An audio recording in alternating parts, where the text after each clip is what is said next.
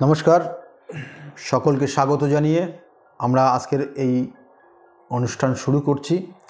আপনারা দেখছেন astrologer doctor Gautam শাস্ত্রীর ইউটিউব চ্যানেল। আমরা এই চ্যানেলের মাধ্যমে বিভিন্ন ধরনের টোটকা দিয়ে থাকি, বিভিন্ন সমস্যার থেকে বেরোনোর জন্য কি করণ ক্রিয়া আছে সেগুলো করে থাকি বা বলে থাকি। এবং এর সঙ্গে সঙ্গে একটা জাতক জাতিকা তার সঠিক গাইডলাইন রাশি অনুযায়ী আমরা মাস ওয়াইজ ধরে ধরে দিয়ে থাকি। সেই জন্য এই চ্যানেলে যারা সাবস্ক্রাইব রয়েছেন তাদেরকে অসংখ্য ধন্যবাদ রইল। যারা চ্যানেলটাকে এখনও সাবস্ক্রাইব করেননি তাদের উদ্দেশ্যে বলবো, চ্যানেলটাকে সাবস্ক্রাইব করে পাশের বেল আইকনটাকে ক্লিক করে রাখুন। তাতে যে কোনো ভিডিও আপলোড করলে ভিডিওগুলোর নোটিফিকেশান আপনাদের কাছে যাবে এবং ভিডিওগুলো আপনারা সঙ্গে সঙ্গে দেখতে পারবেন। যেমন আজকে আলোচনা করব, অবশ্যই আলোচনা করব, গাইডলাইন দেব এবং তার সঙ্গে সঙ্গে আপনার ক্ষেত্রে কি করলে আপনার ভালো হবে সেটাও, সেই করণ ক্রিয়াটাও বলবো। এই 2025-এর এপ্রিল মাস মীন রাশির যারা জাতক জাতিকারা রয়েছেন তারা কিভাবে চলবেন, কি করবেন, কি হতে পারে আপনার এই মাসে, সেটা নিয়ে বিস্তারিত আলোচনায় থাকবে। এবং এই আলোচনার প্রথমেই বলবো শরীর স্বাস্থ্য আপনার ক্ষেত্রে কতটা ভালো যাবে। দেখুন, এপ্রিল মাস শুরুতেই শারীরিক সমস্যা আপনার লেগেই থাকবে, শরীর স্বাস্থ্য ভালো যাবে না, অহেতুক আপনার সমস্যায় জড়িয়ে যাবেন, নার্ভের সমস্যা পর্যন্ত চলে আসতে পারে, রাগ জেদ কাজ করবে, হঠাৎ রেগে যাবেন এবং আপনি কোনো কিছু স্থিরতা আনতে পারবেন না। সময় সময় মনে হবে আপনি নিজেই সব জন্য দোষী।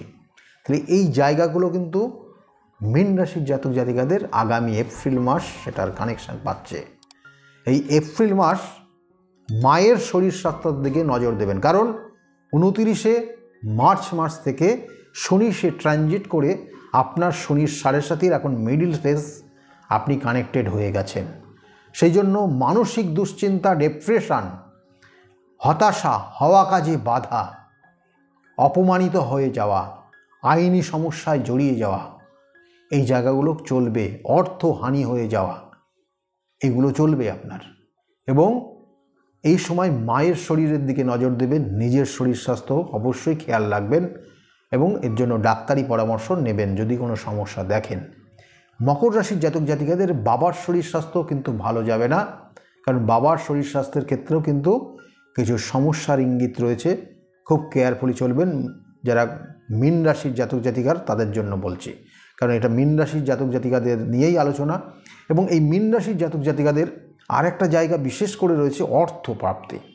আপনার হঠাৎ করে লোন নিতে হতে পারে বা কারোর কাছ থেকে ঋণ নিতে হতে পারে, বা আপনার দেখা গেল যে কোনো কিছু গচ্ছিত রেখে আপনার সেখান থেকে ঋণ নিতে হতে পারে। এমন কিছু জায়গার মধ্যে দিয়ে আপনি কিন্তু যাচ্ছেন, খুব কেয়ারফুলি চলবেন।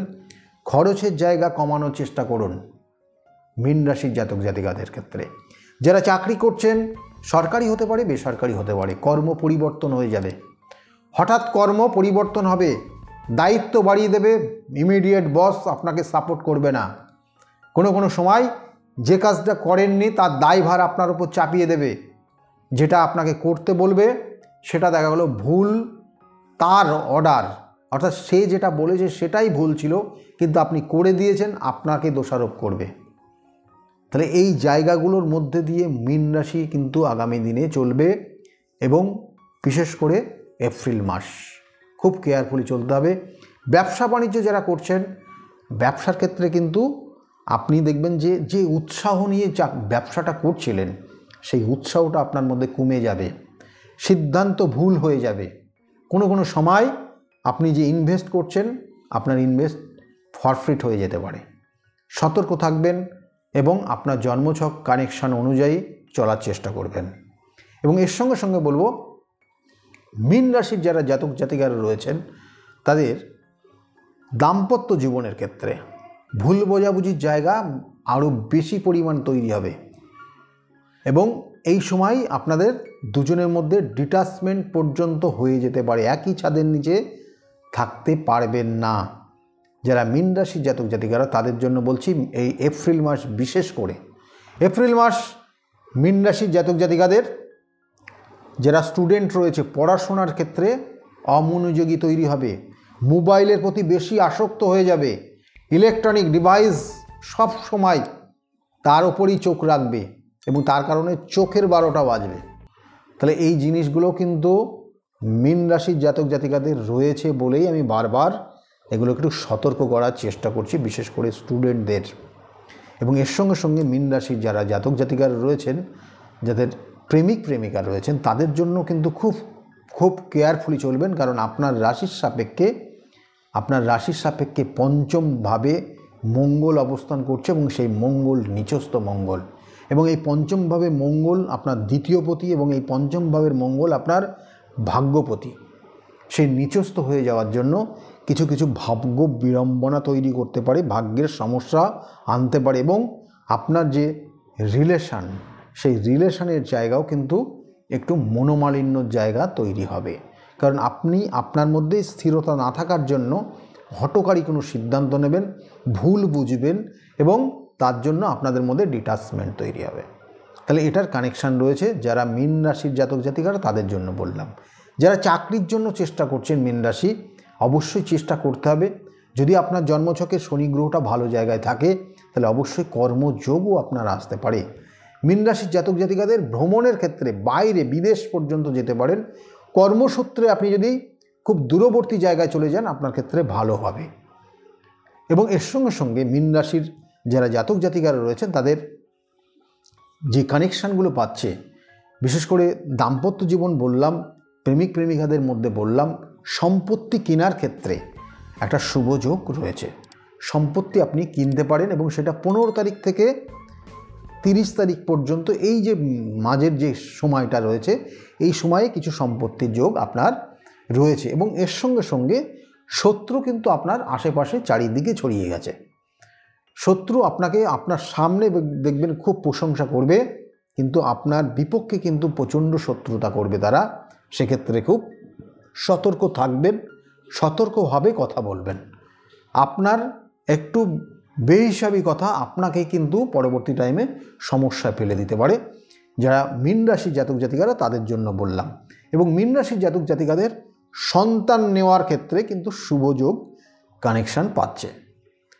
বাড়িতে কোনো শুভ অনুষ্ঠান হতে পারে, এটারও একটা কানেকশান রয়েছে। এবং ভ্রমণের ক্ষেত্রে বললাম, ভ্রমণের যোগ রয়েছে, বিদেশ পর্যন্ত ভ্রমণ করতে পারেন। এবং অর্থ কিন্তু অবশ্যই আপনার অর্থের একটা সমস্যা কিন্তু লেগেই থাকবে, এপ্রিল মাসটা কিন্তু অবশ্যই থাকবে। এবং এগুলোর জন্য আপনি যেটা করণ ক্রিয়া রয়েছে, আমি অবশ্যই বলবো আপনার ক্ষেত্রে যে করণ ক্রিয়া সেটা অবশ্যই আপনি যদি মনোযোগ দিয়ে এটা করতে পারেন, প্রত্যেক দিন সকাল 6টা থেকে 9টার মধ্যে শিবের অভিষেক করতে হবে। 3টে বেলপাতা পরিষ্কার পরিষ্কার দেখে দিয়ে ভিতরের দিকটাতে সাদা চন্দন মাখিয়ে আপনি শিবলিঙ্গের ওপর দেবেন এবং তারপরে শিবের অভিষেক করবেন। এবং এই শিবের অভিষেকের মধ্যে অবশ্যই কাঁচা দুধ, গঙ্গার জল, কালো তিল এবং অল্প পরিমাণ অগ্র এবং ওর মধ্যে অল্প পরিমাণ গম, অর্থাৎ যেটা জব বলেন, জব দেবেন এবং আতপ চাল দেবেন, দিয়ে শিবের অভিষেক করবেন। এবং শিবের যে মহামন্ত্র রয়েছে সেই মন্ত্র উচ্চারণ করবেন 108 বার এবং তার সঙ্গে সঙ্গে 3 বার করবেন মহামৃত্যুঞ্জয় মন্ত্র করে। এটা যদি প্রত্যেক দিন করতে পারেন আপনি অনেক সমস্যার থেকে বেরোতে পারবেন। আর প্রত্যেক দিন স্নানের সময় 1 চিমটি হলুদ, গুঁড়ো হলুদ আপনি ওই জলের সঙ্গে মিশিয়ে লাস্টে স্নান করবেন। এই ক্রিয়াটা আপনি পরবর্তী টাইমে প্রত্যেক মাসেই করতে পারেন, আপনার জন্য শুভ হবে। এবং এপ্রিল মাস অবশ্যই করুন, তাতে আপনি ভালো থাকতে পারবেন। যাই হোক, জন্মছকের কানেকশানের পরিপ্রেক্ষিতে, কারণ 27টা নক্ষত্র রয়েছে, 12টা রাশি রয়েছে, 9টা গ্রহ রয়েছে, এদের কানেকশানের ওপর তার সঙ্গে সঙ্গে আপনার দশা, অন্তর্দশা, প্রত্যন্তর্দশা, সূক্ষ্ম দশা, তার ক্যালকুলেশনের ওপর আপনার জীবনযাপন চলে। তাই আপনার ক্ষেত্রে কতটা ভালো কতটা খারাপ আপনার জন্মছকের কানেকশানের পরিপ্রেক্ষিতে সেগুলো কিন্তু বিচার্য বিষয়।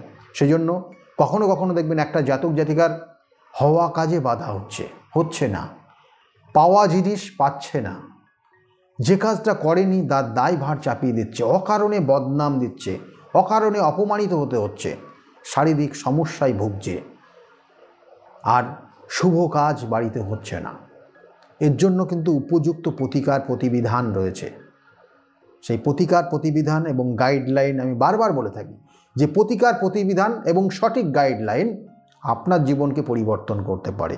সেই জন্য যদি মনে করেন আমার সঙ্গে যোগাযোগ করবেন, তাহলে নিচের যে বুকিং নাম্বার রয়েছে ওই বুকিং নাম্বারে ফোন করলে আপনি জানতে পারবেন আমি কোন চেম্বারে কখন কোন সময়ে বসি, এবং সেই অনুযায়ী আপনি আমার সঙ্গে যোগাযোগ করতে পারেন।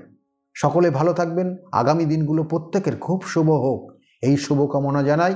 আর যারা চ্যানেলটাকে সাবস্ক্রাইব করেছেন তাদেরকে অসংখ্য অসংখ্য ধন্যবাদ রইল।